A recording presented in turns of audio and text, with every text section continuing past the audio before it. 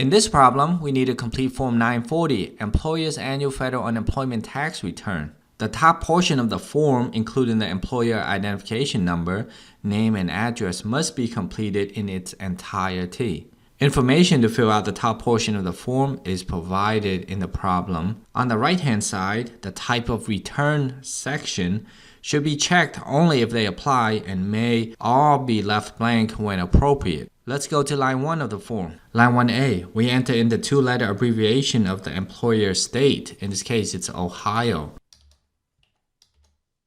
Line 1B, we check the box when the employer operates in more than one state. In this problem, the employer does not operate in more than one state, so we leave it unchecked. Line 3, total payments to all employees. This is total employee compensation, including that which is not subject to FUTA tax, and we enter in this box here.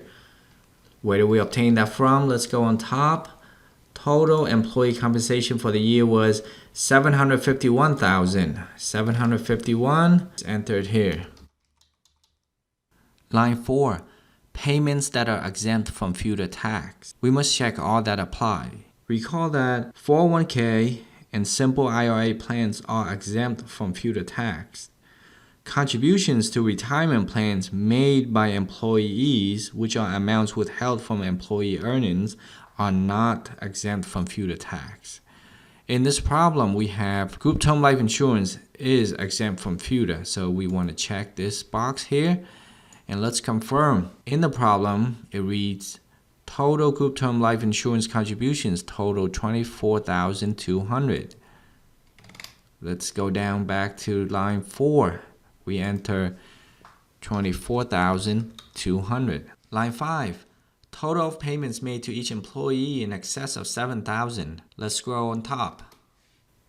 9 employees of KYG Corporation earn more than $7,000. A 10th employee earned $5,700. Let's do the calculation. With 9 employees earning more than $7,000, that's a minimum of $63,000. One employee earning $5,700, that totals $68,700. We know from line 3, the total payments to all employees is $751,000. And when we subtract the $68,700 from $751,000, the total payments to all employees, we arrive at $658,000.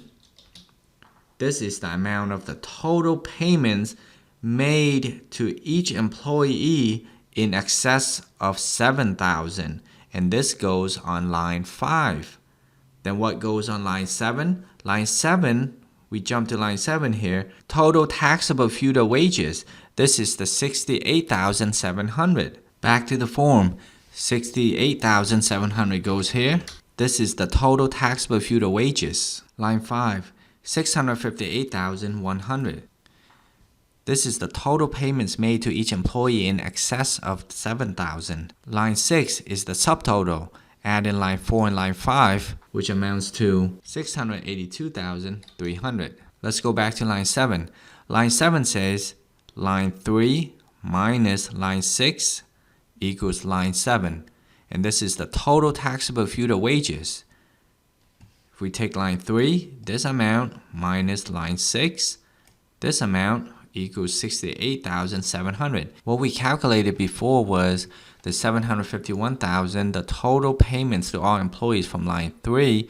We subtract $68,700, the total taxable FUTA wages from line 7 to arrive at line 5. The total of payments made to each employee in excess of $7,000, and that comes out to $658,100. Initially, we had calculated the figure for $68,700, the total taxable FUTA wages, by using 9 employees that earn more than $7,000, so that's a minimum of $63,000. Right here, the information, recall. 9 employees earn more than $7,000, and 9 times 7 is $63,000, and we add in another employee, the 10th employee that earned $5,700. That all totals $68,700, which is this number here, the total taxable FUTA wages. Then when we take $751,000, the total of all payments to the employees, we subtract $68,700, we arrive at this number. Total of payments made to each employee in excess of $7,000. Stated differently, we arrived at this number first for line 7, and then using line 7, we can arrive at this number. Line 8, FUTA tax before adjustments. This total represents the FUTA tax owed for the year, which is $412.20. Part 3 does not apply, so leave it blank. Part 4, line 12, total FUTA tax after adjustments. That's the sum of lines 8, 9, 10, and 11, and that totals we input in line 12. However, we don't have any adjustments, so the amounts will be the $412.20 that we carry down. Line 13, FUTA tax deposited for the year. In other words, this is the total actual FUTA tax payments made during the year, and we enter it here. Do we have any? No, not in this problem. Remember, the FUTA tax must be remitted to the government by the employer on a quarterly basis. One exception to this is when the total FUTA tax owed by the employer is less than $500. In this instance, the employer may postpone the payment of the applicable FUTA tax either into the total tax owed exceeds $500 or into the end of the year.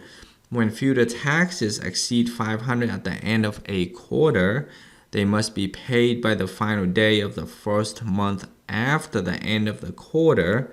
As a result, there are 4 payment dates for FUTA, and this is April 30th, July 31st, October 31st, and January 31st. So 4 payment dates throughout the year, but the filing is only once a year annually. This is Form 940 that we are working on here. Next, line 14, balance due.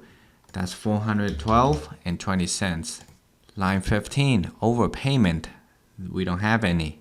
On to part 5. Report your FUTA tax liability by quarter only if line 12 is more than $500.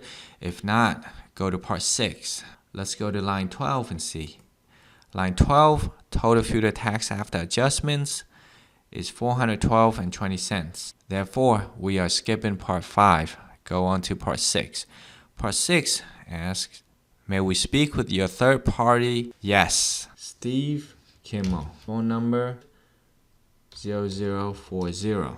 Select a 5-digit personal identification number. These information are given in the problem. On to part 7.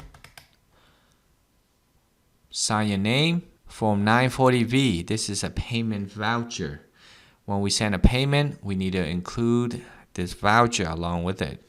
So here we enter the employer identification number, amount of payment, business name, address, and we are done.